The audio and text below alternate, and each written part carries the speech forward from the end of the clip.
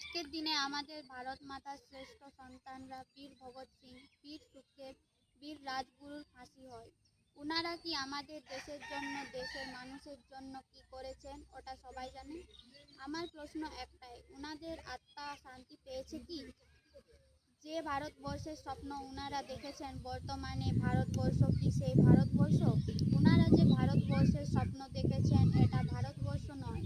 সংবিধানে লেখা আছে ভারতবর্ষ একটি সার্বভৌম, সমাজতান্ত্রিক, ধর্মনিরপেক্ষ, গণতান্ত্রিক দেশ। কিন্তু বর্তমানে দেশের ভ্রষ্ট ও লোভী নেতারা সার্বভৌম ও ধর্মনিরপেক্ষ এই দুটো শব্দকে বাদ দেওয়ার 100% চেষ্টা করছে।